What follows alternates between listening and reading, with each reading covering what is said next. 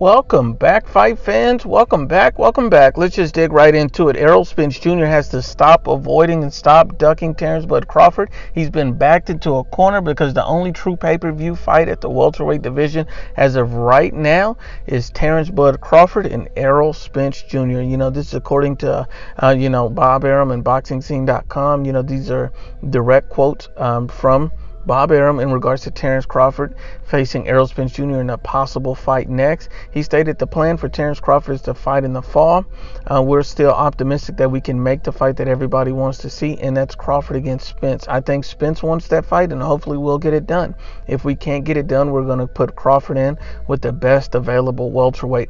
But Crawford is definitely fighting in the fall. I see no reason why Errol Spence Jr. shouldn't be angling towards the Terence Bud Crawford fight. But let's just keep it going. Bob Arum also stated, when people were mentioning, Sean Porter, and Bob Arum stated that probably is not fighting Porter in reference to Errol Spence Jr. Obviously, if that fight was made, it would have been already announced. So the fight can't be made. Why can't it be made? Because it's not a pay-per-view fight, and nobody can afford the amount of money that Spence wants for a fight.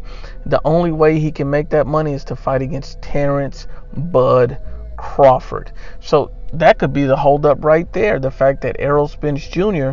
is not getting the money that he wants out of a Sean Porter fight because it's not pay-per-view. He's not the name and the brand that his fanboys and fans think he is. Errol Spence Jr. is a terrific fighter.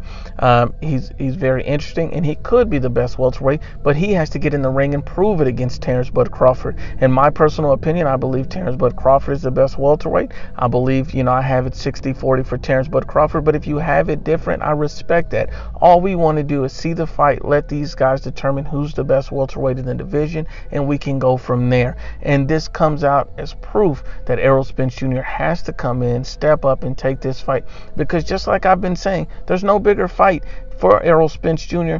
or Terence Bud Crawford that makes, Errol Spence Jr. elite. If he beats Terence Crawford, it makes him a unified champion. If he beats Terence Crawford, it makes him a pound-for-pound fighter. If he beats Terence Crawford, he's a pay-per-view star at that point. If he beats Terence Crawford. So you have everything on the line, and all you have to do is fight and beat Terence Crawford, which you always say, man down, strap season. So if it's strap season, if it's man down, go fight Terence Bud Crawford, and I think that fight can be made. You hear Bob Arum, they're receptive to it, they're open to it, and the problem with this type of stuff is you have so many fanboys with rhetoric saying, that he's not ducking, and we already know that Errol Spence Jr. is ducking. He's already stated about the easy road that he wants to take, but now it's becoming a financial issue, and so this may force him to take the fight. He may be backed into a corner to take a fight because of financial constraints, unless he decides to sell his O to Saul Canelo Alvarez at 160 pounds. We'll see what Errol Spence Jr. decides to do. But once again, Unbiased as always, it's the IBFP. Please share, like, and you must absolutely subscribe.